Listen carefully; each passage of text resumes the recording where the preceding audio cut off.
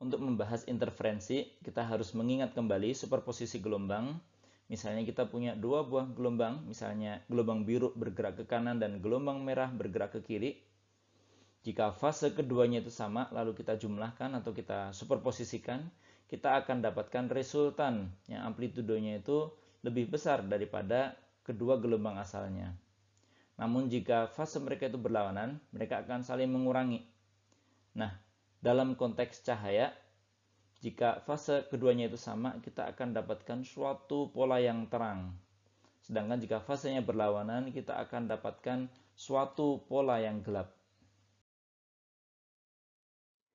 Jika kita memiliki dua buah gelombang elektromagnetik E1 dan E2 yang memiliki fase awal V1 dan V2 dan amplitude yang sama, yakni EM, lalu kedua gelombang ini menjalar pada arah sumbu X positif, maka kita bisa analisa superposisi gelombangnya dan kita dapatkan bahwa gelombang hasil resultannya, yakni E resultan sama dengan E1 ditambah dengan E2, kita bisa gunakan identitas trigonometri. Sinus alfa ditambah sinus beta itu sama dengan 2 sinus setengah alfa plus beta kosinus setengah alfa minus beta.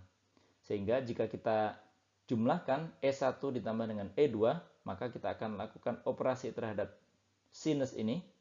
Dan kita dapatkan bahwa E resultannya itu adalah 2 EM kosinus setengah V1 minus V2 sinus Kx minus omega T plus setengah V1 plus V2, di mana bagian biru ini adalah amplitudo gelombang hasil superposisi, dan bagian merah ini adalah tetapan fase hasil superposisi tersebut.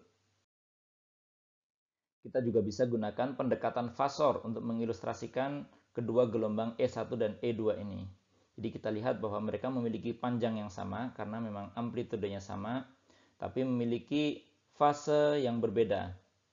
Jadi jika kita superposisikan kedua gelombang ini, kita akan dapatkan gelombang hijau hasil resultannya. Yang ini memiliki fase juga kita sebut dengan VR dan amplitudo atau panjangnya yang kita sebut dengan ER maksimum.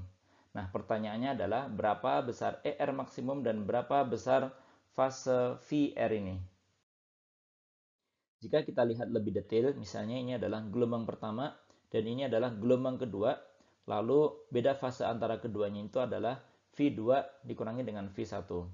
Lalu kita punya resultan gelombang dengan amplitudo ERM yang ingin kita hitung, dan juga kita ingin tahu berapa besarnya tetapan fase VR.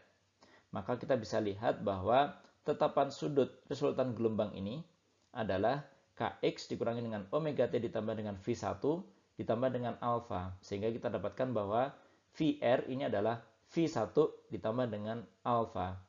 Jadi berapa besarnya alfa ini? Kita bisa lebih jauh lakukan analisa sudutnya, dan kita lihat bahwa pada garis lurus ini beta ditambah dengan V2 dikurangi dengan V1 itu adalah 180 derajat atau pi. Kemudian kita lihat bahwa pada segitiga ini beta ditambah dengan 2 alfa itu juga adalah 180 derajat atau pi. Sehingga jika kita samakan kedua informasi ini, kita akan dapatkan bahwa 2 alfa itu adalah V2 dikurangi dengan V1. Sehingga tetapan fase VR itu adalah setengah V1 ditambah dengan V2. Kemudian berapa panjangnya ERM atau amplitudo resultan gelombang ini? Ini bisa kita gambarkan ulang seperti di sebelah kanan ini. Dan kita lihat bahwa setengah dari amplitudo ini itu adalah EM kosinus alfa. Sehingga panjang totalnya itu adalah 2 kalinya, yakni 2 kali EM kosinus alfa. Atau amplitudo resultan gelombang kita itu adalah 2 EM kosinus setengah V2 minus V1. Sehingga kita dapatkan resultan gelombangnya itu besarnya adalah 2 EM kosinus V2 minus V1 dibagi 2 sinus Kx minus omega T ditambah dengan setengah V2 plus V1. Ini hasil yang persis sama dengan yang kita dapatkan menggunakan pendekatan identitas trigonometri. Hasil superposisi ini bisa kita analisa lebih jauh, dan karena 2 EM kosinus setengah V2 dikurangi dengan V1 ini adalah amplitudo gelombang, maka kita bisa simpulkan bahwa amplitudo gelombang hasil superposisi itu bergantung pada fase awal V2 dan V1 atau beda fase antara keduanya. Maka amplitudo ini bisa bernilai maksimum jika kosinus setengah V2 dikurangi dengan V1 ini bernilai plus 1 atau minus 1.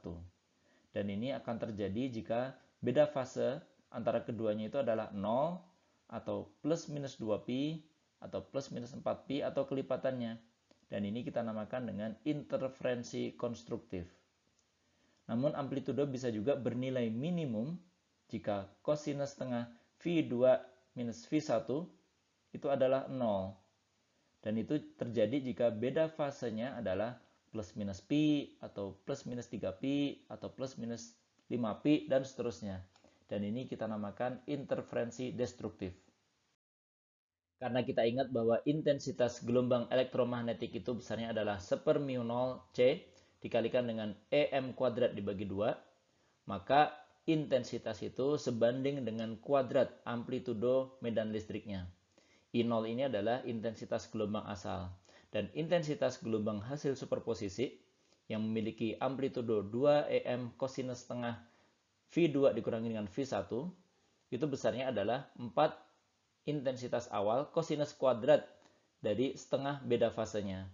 Sehingga jika kita gambarkan dalam ilustrasi di bawah, kita bisa lihat bahwa intensitas itu akan maksimum jika beda fasenya itu adalah 0 atau plus minus 2pi atau plus minus 4pi dan seterusnya. Sedangkan intensitas itu akan bernilai minimum jika beda fase antara kedua gelombang asalnya itu adalah plus minus pi atau plus minus 3pi dan seterusnya.